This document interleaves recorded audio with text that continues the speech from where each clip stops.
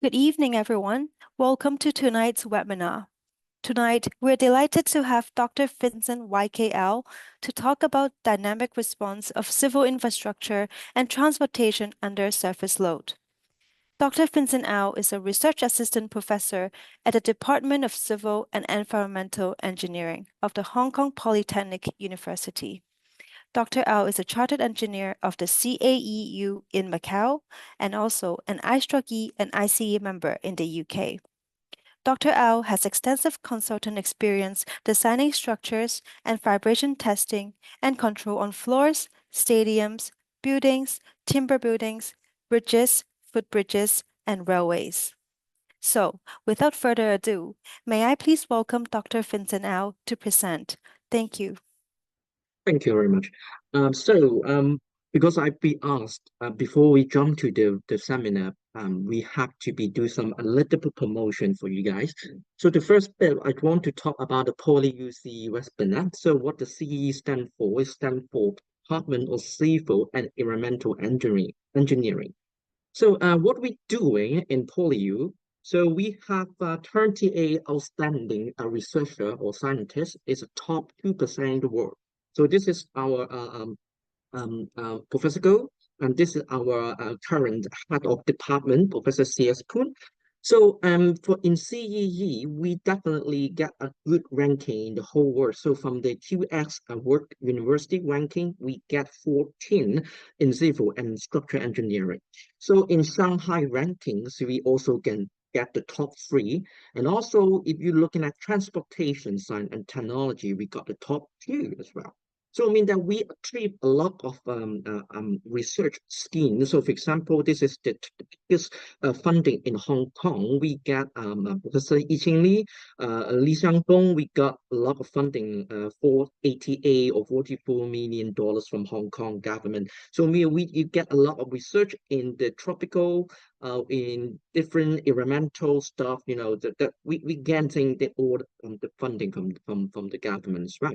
So also we apply some green tech funding. So no matter, because when you're looking at the civil structure, we definitely need to touch a lot of environmental, water, green energy, what kind of thing. We also apply different funding from the Professor Poon, and we definitely getting the progress of all the project applied in Hong Kong. And also, we get RGC funding that definitely we have a lot of researchers, even me as well. We also engage a lot, apply that RGC research fund, and then to build up a lot of new technology in the practical area, even in the academic as well.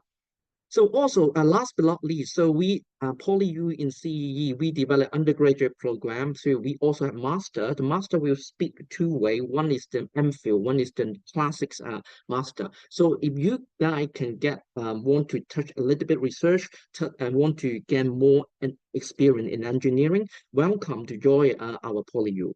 So we also have some PhD program for you guys if you're interested. So please welcome to apply, and then we can do more research to change Hong Kong, to improve Hong Kong in different way. So we also have our alumni. So this is from different company. This is from Oviera, Goldman Ho. So I'm gonna to have teaching with him together in one module for master. So coming this semester. So other alumni, we also support PolyU and provide a lot of the site training for the student. So if you guys can join a PolyU, I thought you can get that a lot of opportunity as well.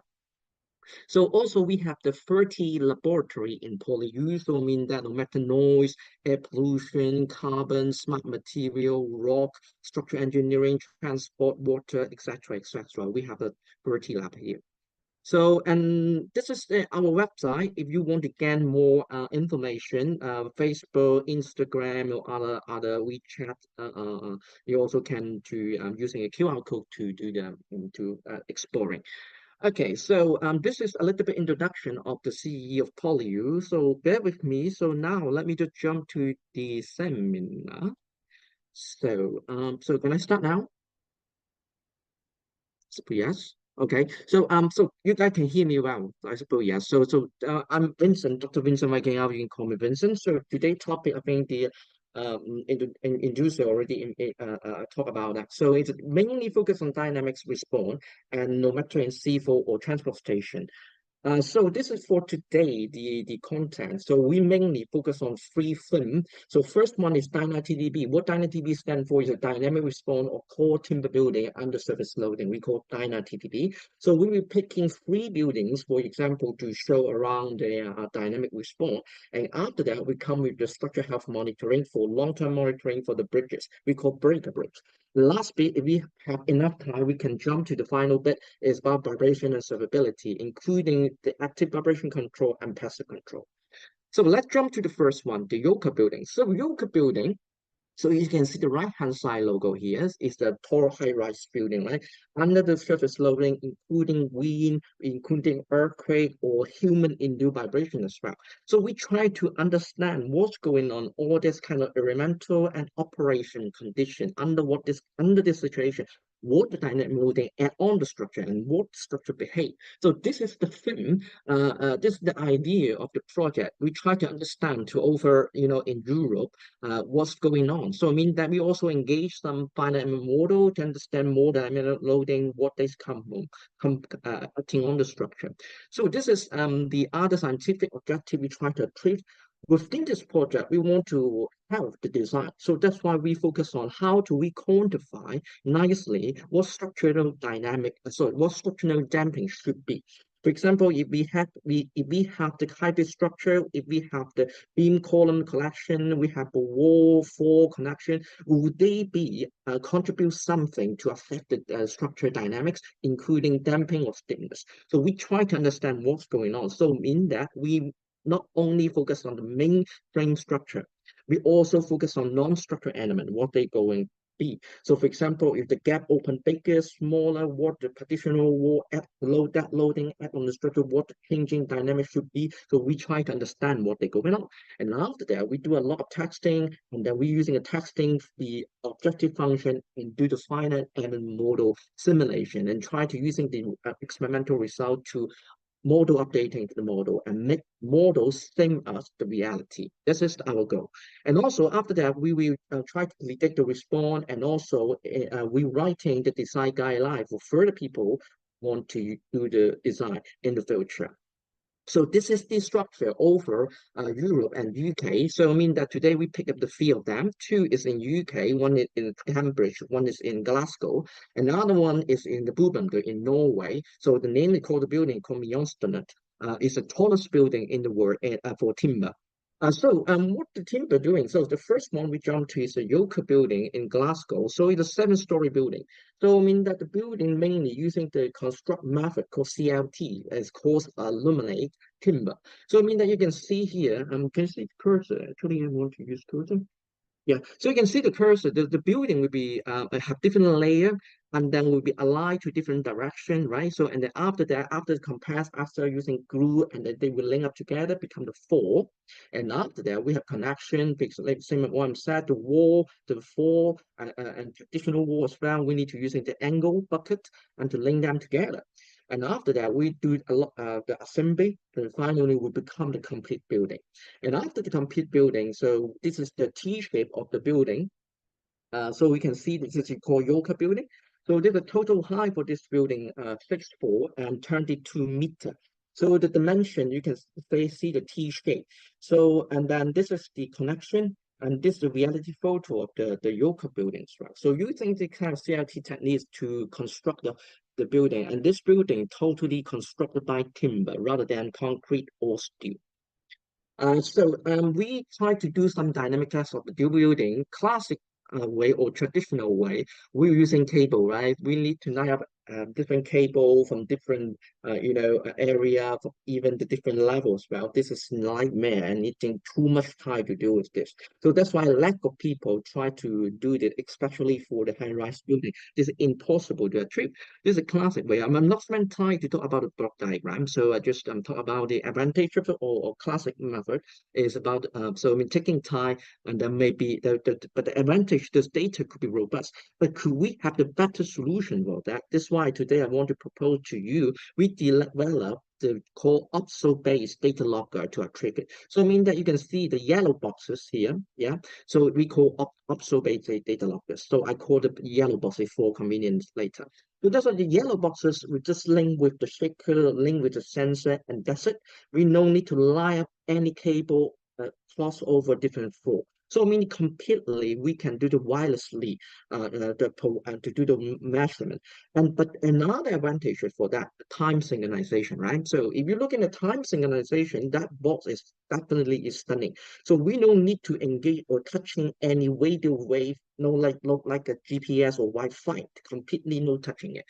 What the beauty should be. So let me show you. So this is the beauty of the boxes. We're using NI, National Instrument. So we converting, so it's like an oscillator, right? So oscillator will generate some 0, 1, 0, 1 signal. And then we try to bring in all the 0 and 1 to convert to digital channels. So that's why you can see the NI, we have a digital module. And after that, from digital, we compare with the analog signal. From that sense, we can understand the time now. So we just picking one box for the master and using the master box override to the slave box, and then we'll be doing the time synchronization rather than touching any Wi-Fi or GPS. So I mean that no matter the signal poor or signal good, so this not border the yellow boxes recording. So I mean that the same as what I'm saying, the recording, the boxes will link with the sensor and using cable connected directly, and the measurement completely will measure auto, for long term for certain completely can be measured. So if you want to gain further information, you can to visit the website here from NI. So you will see how do we develop the boxes. A little bit thing to you, the beauty, same as what I'm saying, we need to select one of the boxes, be the master boxes, then let it run first, and after that we can link up the cable, the slave to the master, and master cord will be override the slave cord. This is the FPGA, and then after that we apply to the T-scan. If you're familiar about the NI, so you will know what I mean. So after we set up the digital signal converter analog to look after the time, and we need to do the compiling. After compiling, we need to apply to the T-scan module, and then we do the job. So this is the same as what I'm said. I'm a dimension master clock need to run it first. So I let the oscillator keep running first. And after that, when the cable come from the master connect to the slave, master will be override that. So you can see that jump here. So I mean that this is another indicator in when you visit site, so you will know, oh now the box all the time synchronized. Right? So the signal is perfect recording. So now we want to apply the OPSO-based data logger yellow box to our site test for first yoga building. So but unfortunately, the building will be occupied by resident already. So that's why we only allow in the corridor area. So I mean that we can only set the sensor and the shaker on the top floor and the first and the flight floor. So this is the task grid. So total we spend around 30 sensor, including 2 tri-axis and 27 uni-axis sensor there as well. So I mean that this is the task grid. So I mean that each floor we set the diagonal direction, putting the 2 direction X and Y to do the measurement for the sensor. So you can see this is the X direction and this is Y direction of the shaker. So this is the footage for the first drop when we go to the yoga building in Glasgow. So we're driving all the test kit to the site, and then we just unpacking it. So we just all the equipment is handy. We just move all thing to the top floor. So we're using the trolley, using the boxes to house all the cable. So you can see that this is the top floor area. We try to set up all the data acquisition center there. This is me, and then I track in the boxes, linking all the cable, and this is Professor Pavitt. So after that, we just spending time to set up the shaker, the big guy, and then the yellow box with the sensor. So this is the first drop. After that, we need to test before we jump into the dynamic test. We need to test the shaker. So we need to know what the function should be and what the voltage, maximum voltage we can drive the shaker to excite the building. So that's why before that we need to know the how much energy or voltage we can pump in. And after that, we will do some, time clock synchronization, same thing, to bring let one of the blocks nearby the shaker be the master and bring over all to each blocks, including different level to synchronize the time. And this is the picture. So the shaker align in horizontal. So you can see the moving mass will moving horizontally. This is the reaction mass model. And also, if you're wondering, is it okay for the mass moving around without any sliding? Of course, we know what you're concerned. So that's why we have the friction grip for it to make it mount on the structure rather than let the shaker, sliding. So this is the trial, what we see, what voltage we have to be excited to the structure. We just try narrow from the smaller voltage and we can try bigger, bigger, bigger. And then until we hurt any stroke saturation, it means that the mass of banging the boundary. We don't want that exist. So that's why we need to try and narrow to see how much voltage we can drive into the shaker. Okay. So now we figure out what the voltage should be, and then we put the sensor horizontal. Then we need to measure the signal. So that's why we need to put the QA, the sensor, the unit access sensor to here. So because this is our first time to apply the OXO yellow boxes to provide the wireless link measurement, so we need to understand how about compare with the traditional cabling way. So that's why we need to set up two sensors there. One is for using normal traditional winding cable way, one is using the yellow boxes way to see the robustness of the measurement. So this is the another picture. So that's why we select the location nearby the shaker as the reference point, and then we just using yellow boxes to connect to all that sensor, including the shaker and the test point one sensor as well. So this is the a little bit set up. So we need to tidy up the size. So that's why using the duct tape to make it back behavior for testing. And this is another corner we set up the QA unit access. And also with me, and I need to set up the data acquisition center. So for example, spectrum analyzer, shaker amplifier, the signal conditioner, because we need to drive the shaker. So that's why we need to link up all that kind of thing in the control center. And this is the first and fifth floor. And we just put the yellow box with the sensor using a cable link it, and that's it. We don't need to go on the top floor like that complicated. So I mean that this is the same thing. We need to tidy up the area and make a good habit. And this is the tri-axis sensor and link with the box automatically.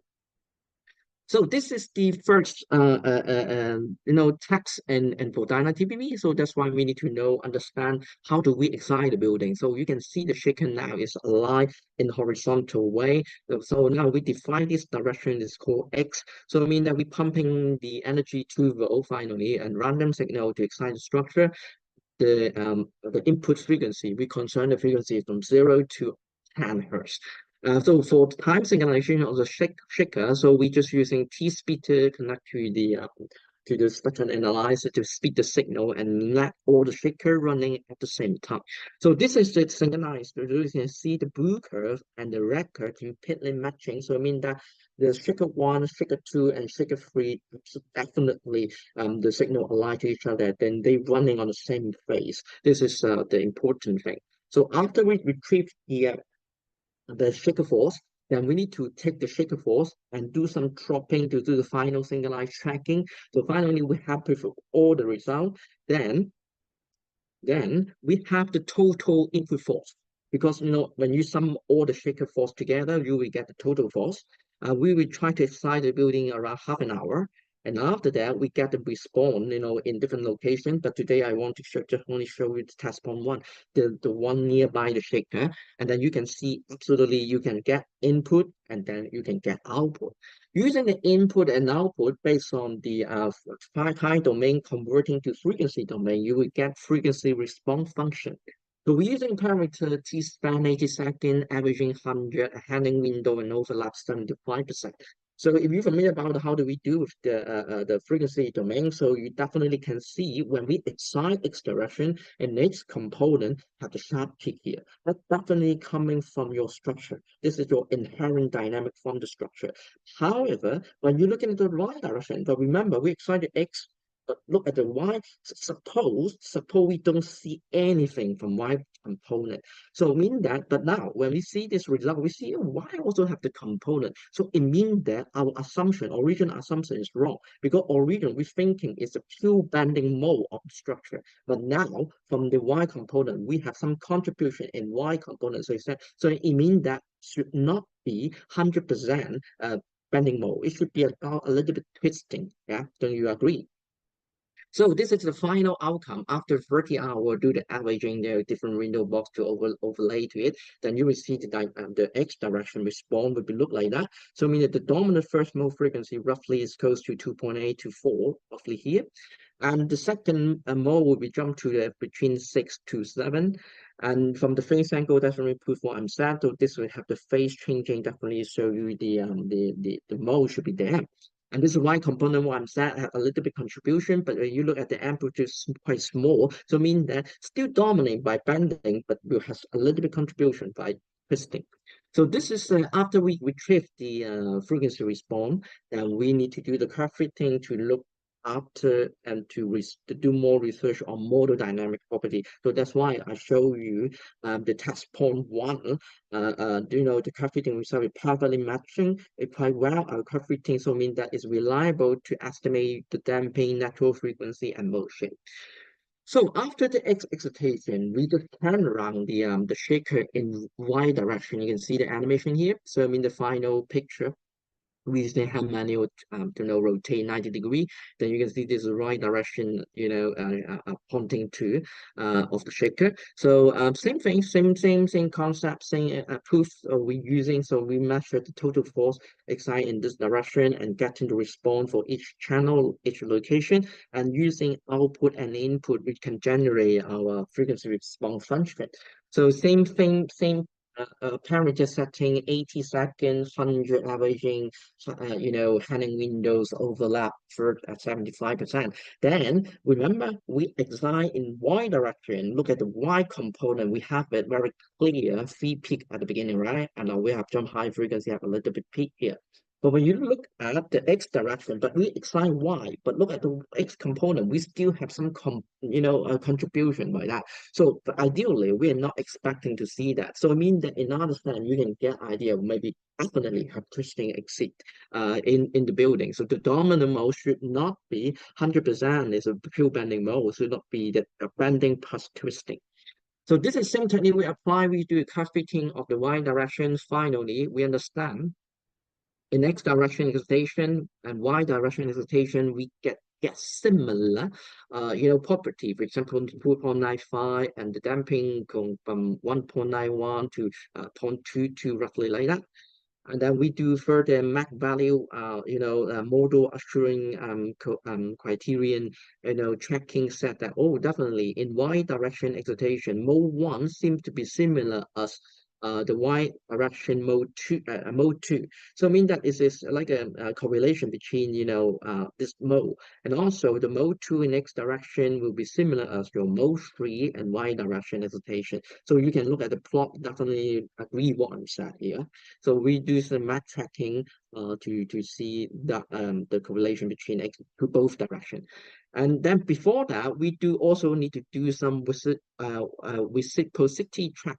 So I mean, same as what I'm saying, excite X direction, look at X component, exact Y direction, look at the Y component, seem to be they are independent, right? If you look at the right-hand side plot.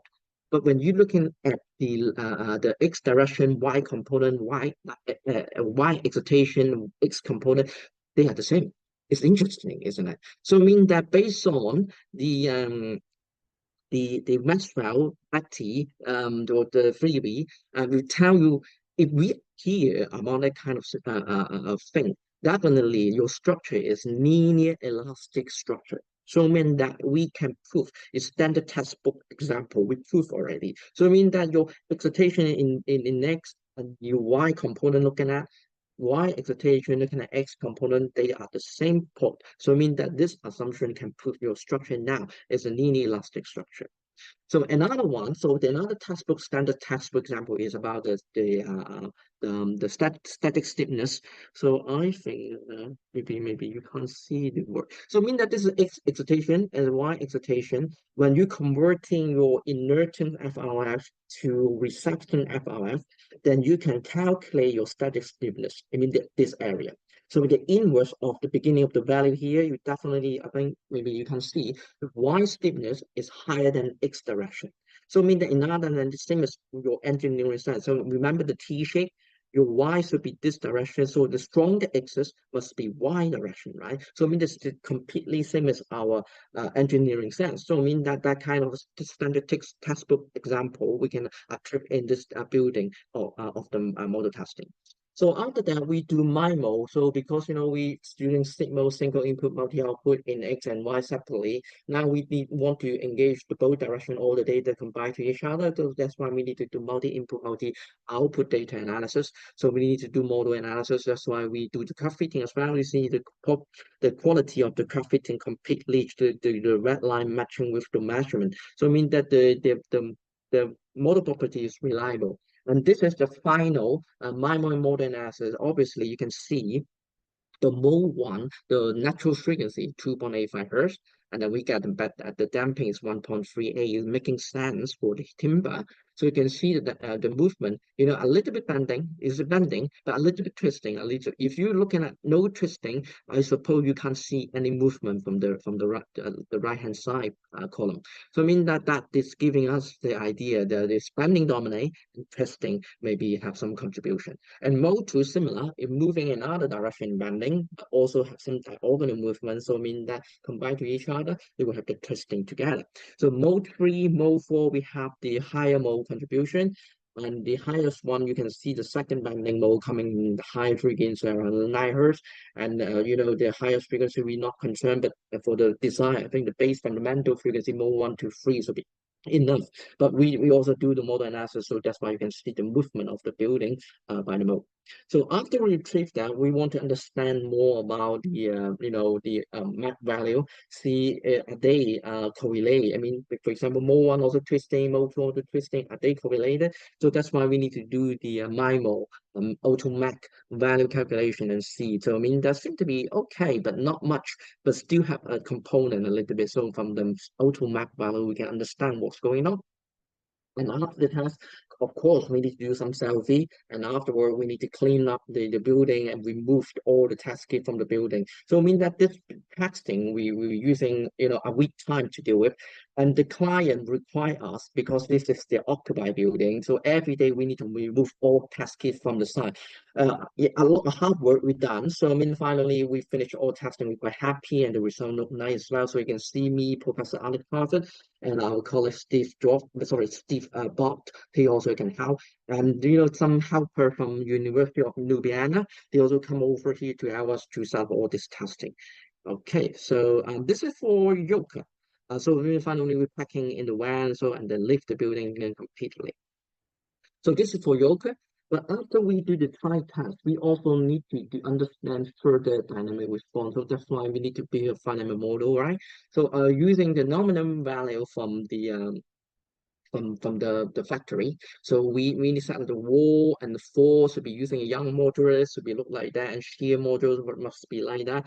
And then because we have Euro curve, we also have some curve from the factory. So we don't know which value should be reliable. So we need to understand in the simulation how do we select the parameter. So that's why we need to do some simulation technique and to build a model. So this is one of the technique we try to use is about the making the model a little simple. So that's why we're choosing the middle surface to construct the building.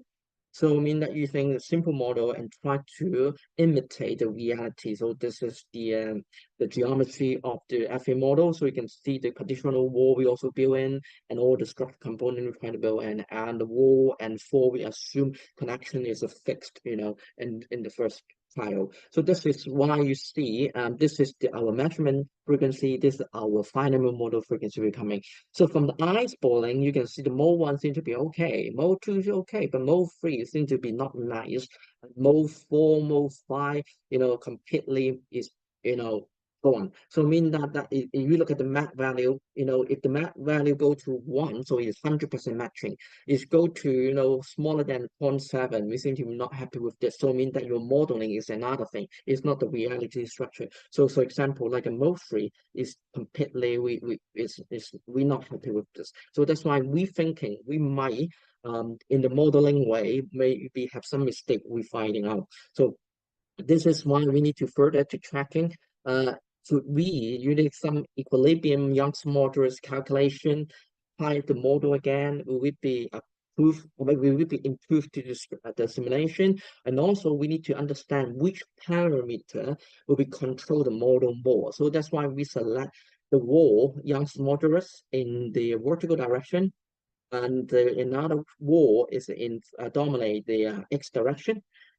And the fourth lab, we also select the Young's model. Of course, the shear model of wall, shear model of floor, we also select for the parameter. And then we do the sensitivity analysis.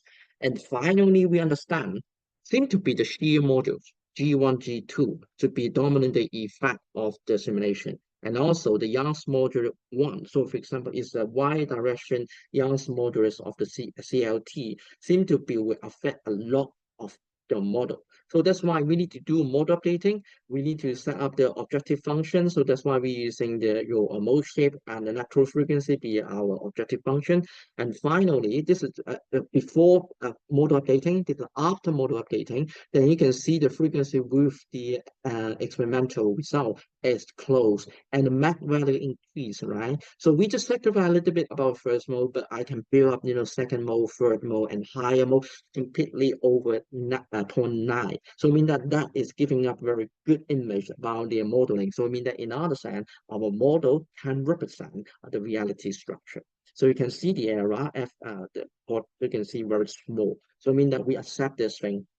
And then we also trial different a little bit. How about the boundary condition? If we train your boundary condition in like a Spain, could we getting different result? So that's why again we need to test the sensitivity analysis and see is it affect not seem to be the free Spain. Honestly, not affect too much, but we don't know. We just play around that, and finally we do the similar study. So I mean, the mode shape and the area close to the original mode updating result. So I mean that in this building, the boundary conditions seem to be not affect too much. Right. So I mean that finally, so this is our final model, and this is the core area. And compare with the measurement, you can see the ice boring. You can see the first mode definitely bending in the core, and but the twisting, in the wing, the north wing and south wing. And also mode 2, bending, a little bit diagonal movement. So that's why you can see the moving direction will be like this. So this is the completely similar to our measurement giving us the idea. The high mode is like that, but we're not looking at. And the damping value seem to be making sense as well. 0.38, 1.38, 1.74 hertz. So we successfully to estimate the structure damping successfully to do the model damping estimation. So now after the yoga, we jump to the Trinity. So similar, the Trinity is in UK as well, but the difference is not whole timber building. We're using concrete high with the timber, so it's kind of hybrid building. This is the animation of the timber as of the Trinity in Cambridge. So definitely you can see the piling that is with the concrete. And then you see the high level with staircase using timber, and the upper level we also set the floor is the timber floor, and do the ceiling. This is the ceiling in timber as well. The total height of the building is 15.5 meter. And then you can see the right hand side plot. It definitely show which level is using concrete, which level using CLT panel. It's timber. So as total height 15, I mentioned it. So same thing, we need to do some self-test grid to do the testing, but this time we are not using top four. Then we using the fifth the third floor for our control center and the excitation location, because the ceiling the roof have the limitation space, so that's why it's not good for the picker in.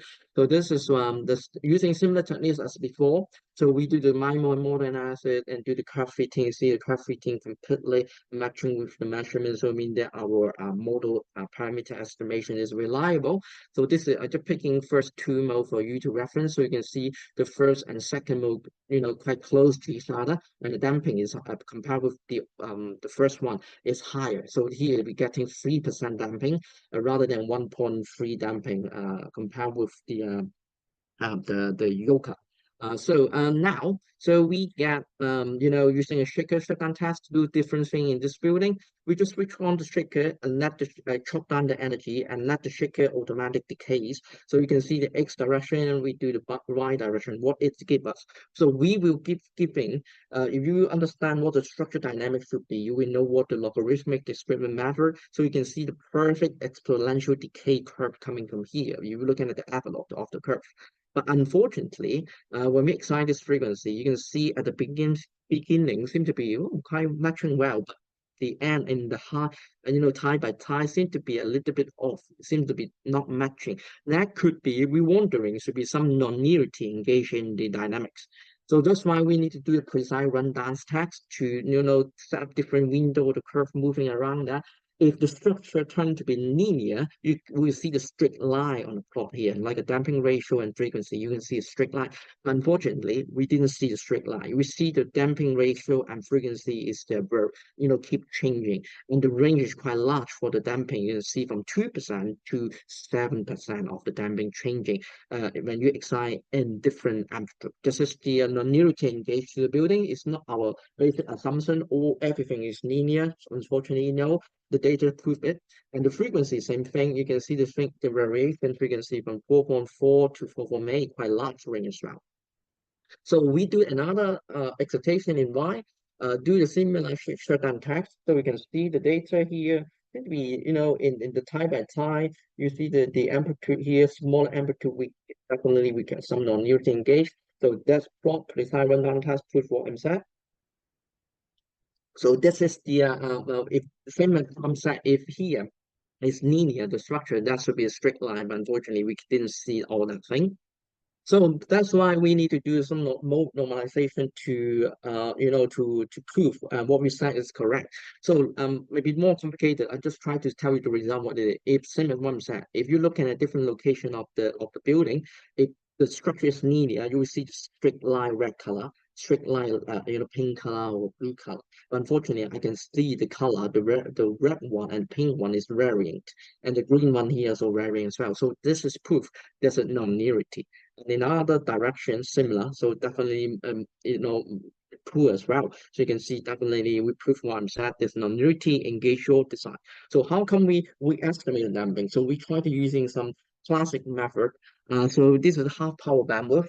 So half power band, we're just using getting the half power band and to getting to estimate the damping. But the disadvantage of this method is overestimate all the time, and also you need to have the sharp peak of the curve, then you can prove it correctly. If the shape is not perfectly have the sharp peak, you will get a lot of error to estimate the damping value. So that's why it seems to be disapproved, cannot use. And also we apply the light grid circle. So light grid circle, you can see a lot of dot to using a circle feed here seem to be first mode, second mode, and third mode seem to be all right, but for the high mode seem would be not good. And this method, the disadvantage is about if you have the mode coupling effect like this trinity, you will get a nightmare. So that's why I also not suggest you to using light grid circle to estimate the damping. Even you see the damping seem to make sense 2%, but the second and the third mode seem to be a little bit off.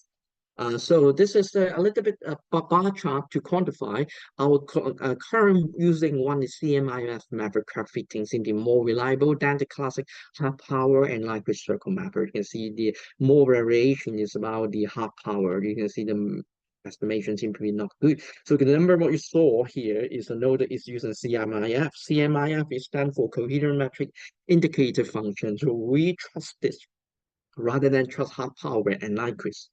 And also we do the logarithmic discrement and precise one down to estimate the average value of the damping. So just give you guys have the reference how come the damping are changing. But ideally, if the structure is linear enough, you won't see the damping keep changing like this. But unfortunately, we observe this thing in this kind of building. So now we try to jump to the last bit. So if we have enough time, we looking at the Norway Mjøstundet one. So Mjøstundet one is in Bougainville in Norway. Is the tallest timber building in the world at the moment. Total height is 85.4 meter. So the designer tell me that because for the deck loading, so that's why the superstructure recent concrete to increase the deck load because timber too light.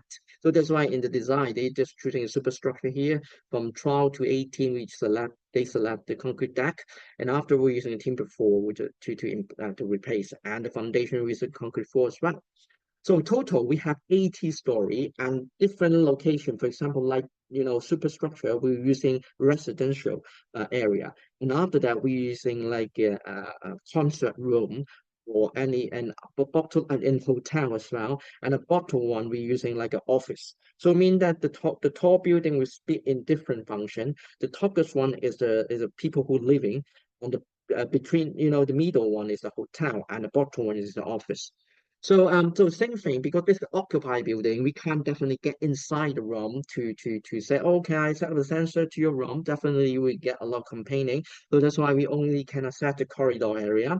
So same as that, those residential and office, we only have that area we can access. But for hotel area, we just set up, at the end of the corridor. So that's why the sensor we set up in 18.4, 14.4, 6.4, and second floor, and the shaker will be set on the top floor.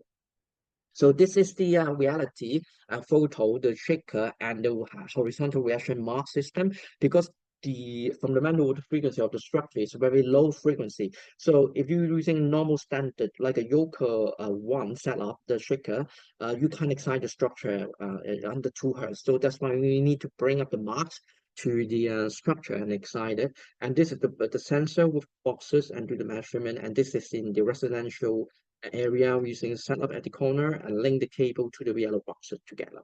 And similar technique we apply to using CMIF curve fitting technique, and then we will getting the mold like that. And this building is absolutely perfect. You can see the first bending mold we appear, and also you can see another direction bending mold appear as well. And the torsional, the first, second torsion, first, second bending in another direction, and second torsion mold in the third bending. Definitely we apply, we can observe it. And the frequency is a small one is 0.5.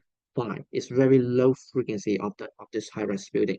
And the estimation of the damping, model damping is 1% roughly. And the second one is quite close, lateral frequency 0.53, and the damping value is 0.58 as well.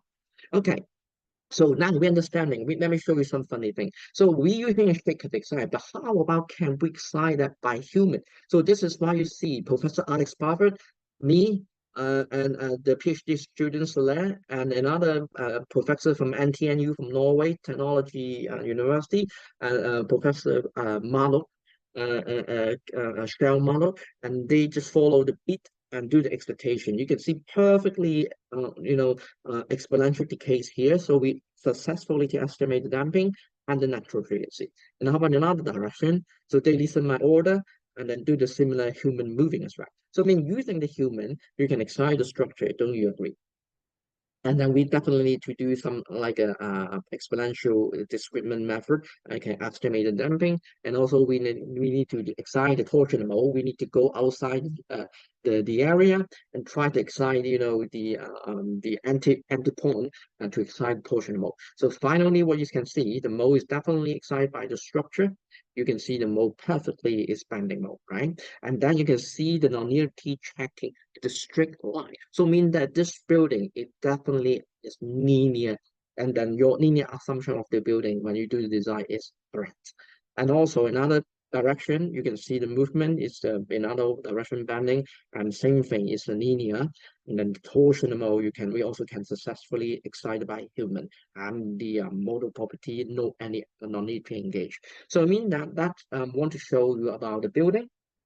And now, after the building bit, we want to talk about the structure health monitoring. We picking the long-term monitoring. So I mean that we set up the sensor for that retrieving, 3 years data. And this is the footbridge yoga building. Sorry, this is a footbridge breaker bridge. So left-hand side is residential, connecting residential building, because UK people, they love to exercise, they do sport. The right-hand side is the stadium of rugby. So I don't know you guys know the rugby or not. So they every year, so they quite have the like a football, they have the championship. So they would play around that thing. And Exeter, the bridge is in Exeter in UK. So this is the footbridge, the linking the residential area to the stadium. This is the another view on the decking. So you can see the tower here represent this blue line, and this line represent the middle of the bridges. So our sensor will set the location in the red, because you can see the red dot location seem to be can cover different mode, and different dynamics seem to be can based on one low cost sensor can do the recording. So I mean that because for the battery we want to live longer, so that's why we extend the sensor, making the power bank to this. It can be survive a month. And the thermometer, we want to measure the air temperature, so that's why we're using accelerometer and thermometer to measure the temperature and acceleration, and put inside the enclosed boxes. And the boxes we mount on the handbell. You can see here, this is the boxes. This is the bridges, the side view. So you can see the location of the two locations we have the boxes. One is the on the bridges, one is the abutment. We have that thing here. So this is using the Jupiter code and to mount with on the handbell. So now this is similar thing. So normally without the mesh day, without any mesh, the bridges less people use. So that's why you can see the 1 day data. You can see here from the trial to another trial. So you can see the data seem to be just only lunchtime, the office hour, and then you can see this kind of vibration happen here. But other times seem to be very very silent. So that's why we just to see do the PSD, power spectral density function. You can see the peak here, the lower frequency 0.9, and the higher peak is a 2.8, and the 1.6 and 2 also have some dominant peak here. And then we do the frequency time spectrogram analysis. We can see all the modes seem to be not coupling, so seem to be they are independent. But however, when you see the match day, a lot of people crossing through the bridges. When you're looking at raw time history, you see the much different be the silent day. So you can see a lot of people walking around that from the midday to the midnight. We have a lot of people walking around it. So you can see the funny thing is about here, the mode 2, original mode 2 and mode 3 have the coupling here. So it means that the human is another dynamic system engaged to the structure within the full loading, human-induced dust vibration. So I mean that we observe the spectrogram, we definitely prove what I'm saying, definitely with mode coupling, different mode they link to each other. High frequency seems to be okay, but especially second mode, third mode that we observe this thing. So, but we want to do long-term monitoring, so we select the natural frequencies, our tracking, the target. So that's why we need to using SSI covariance method. We need to understand different, parameter setting like a decimation, time lag in that model, or the spec value. But they have no unique solution. You need to select whatever you like. But for example, here we select the spec value in 20, and the TLI should be 100,000. And also your number of the data, we said that 400 is enough. We don't need to go up to 600. But if you say that I want more data, so you may need to change your spec value in 10, and then your TLI could be 1,000 again. So it is more user defined. So, but in here we just see the dot here. That is the value what we use for the covariance SSI.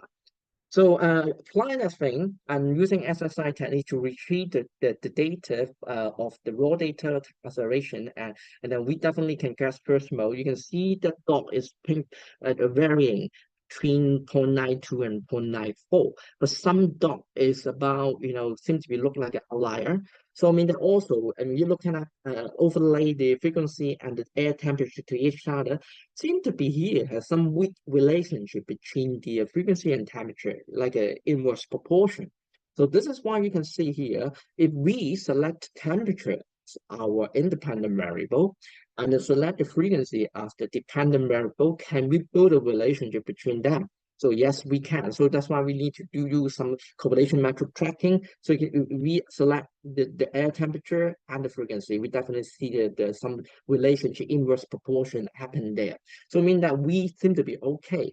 Also, we want to understand what here the frequency suddenly pumping in. This is completely not good for the physical model because if you have some malfunction, what's going on? Is it any problem about data? So that's why we need to apply some data cleansing. So that's why we explore what's going on here. So I mean that when we look at the raw time history or something should be not normal, and then we think that's why we call make up that kind of outlier. So I mean that this outlier should not be reliable. That's why we need to take it off. So this is why we need to apply the moving medium outlier method to remove the point.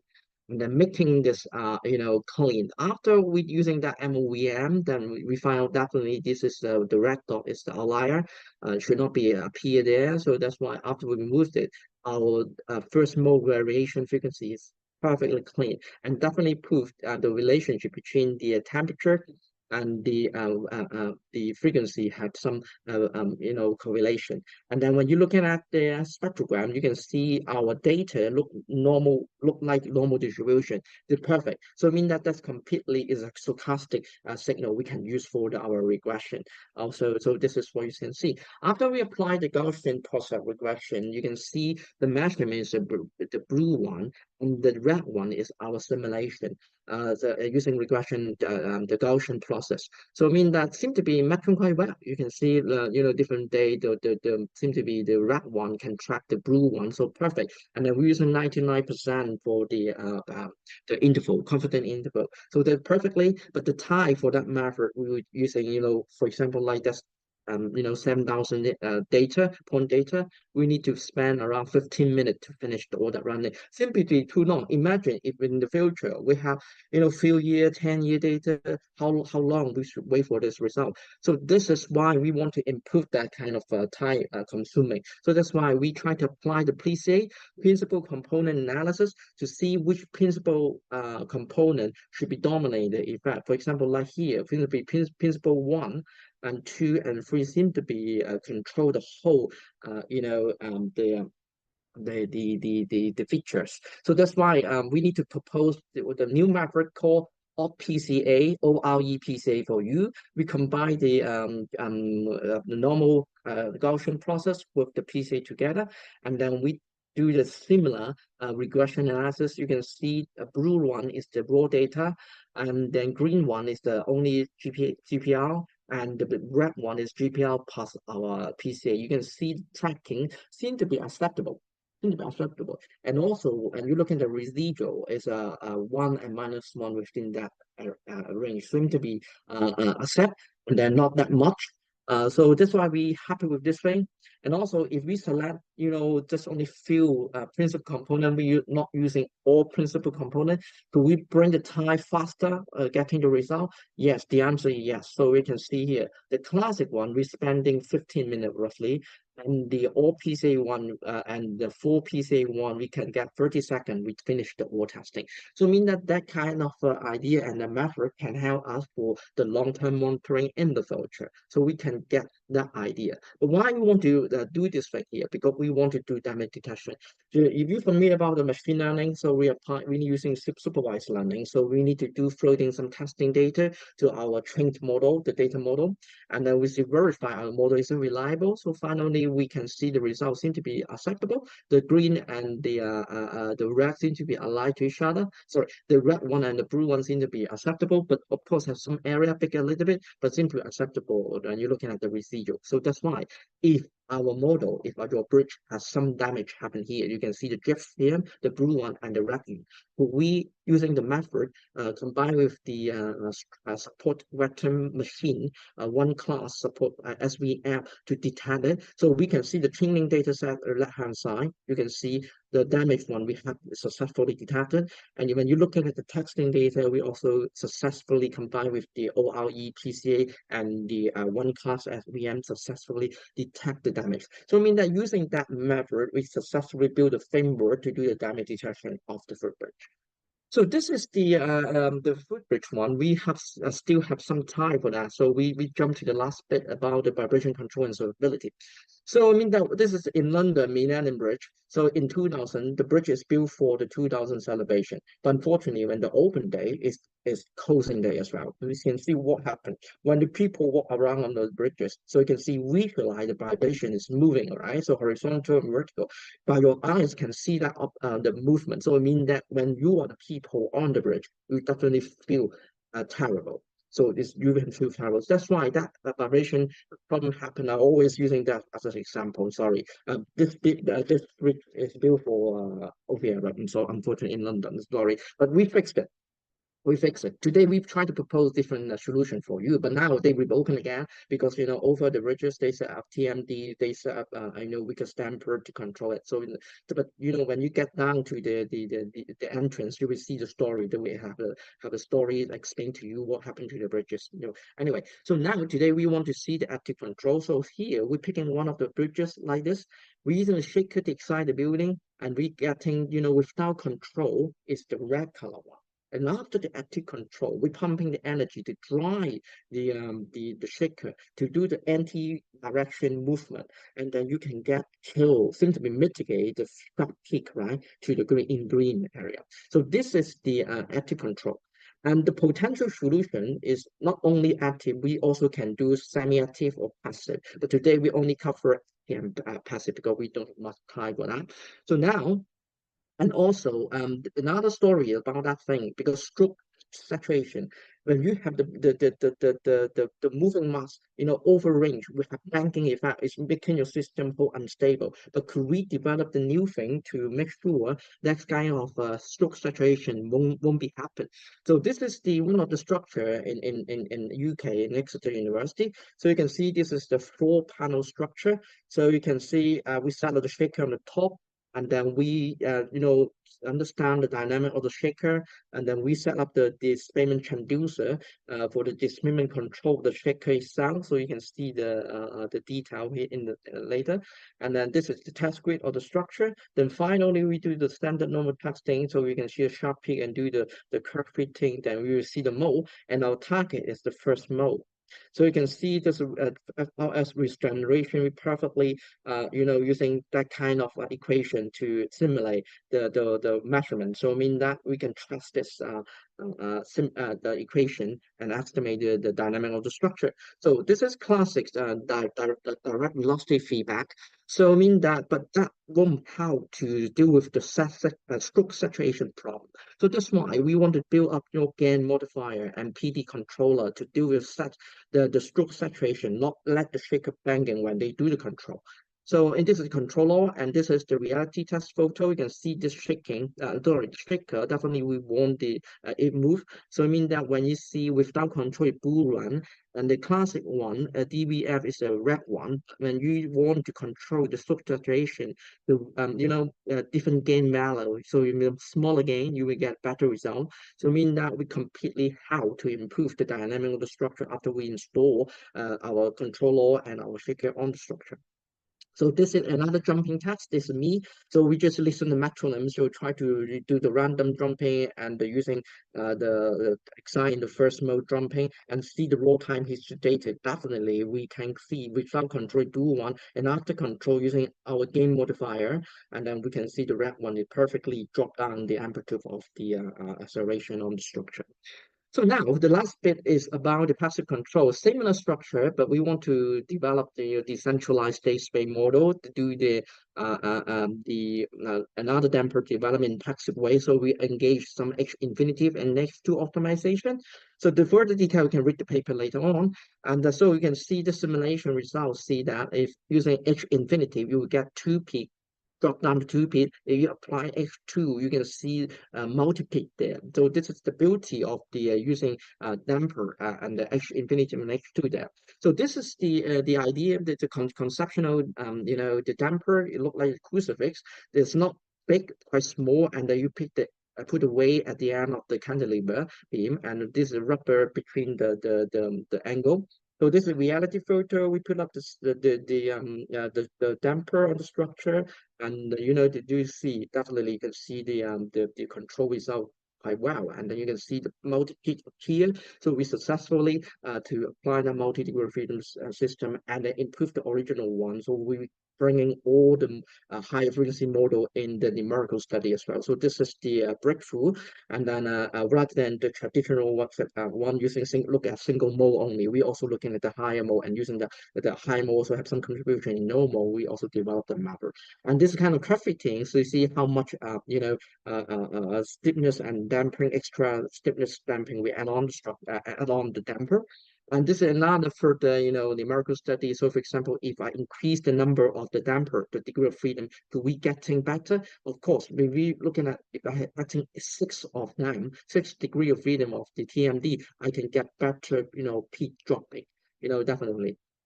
And also we do a lot another numericals study. So it means that when we have the stiffness variation of the damper or of the structure or the mass changing will affect the dynamics a little bit. So you can see the curve here, the variation. So this is the for today a little bit, the if you have interested, you can look at the paper what we publish here. We'll be including more detail in it.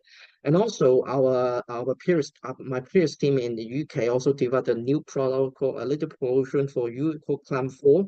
So you can see this is the moving mask inside the little guy. So when you measure a signal, we do some reaction mask to reduce the dimension. So you can see without the little guy, so your dynamic will go up. Now after we activate the active control with the little guy, you can drop down all the response like this way. So this is the little guy will like that. That is traditional, too much damper is massive. Then this is traditional response, the TMD acting on, but after we apply the little guy, so you can see the whole response changing will be increased. So this is a little bit promotion. So I think this is the end of my presentation. Thank you.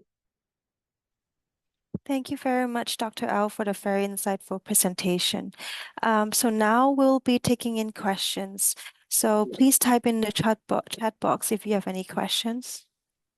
So I should stop sharing, isn't it? Or we got that. So you can go. I want to see your face. Any questions? Any questions?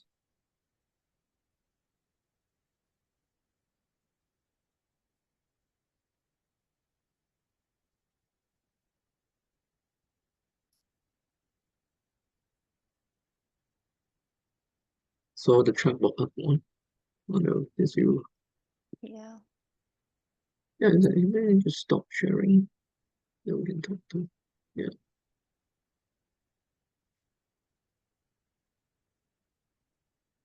Well, it seems like there are no questions. Yeah, So, so very humble. Thank you very much.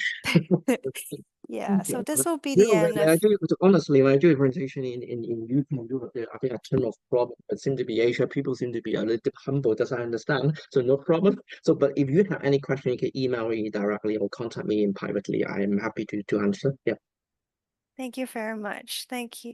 Thank you all for joining tonight as well. Thank you. Right. See you all soon. Okay, so thank you. Bye bye. Thank you. Have a good day. Bye Bye-bye. bye. Bye-bye. See you.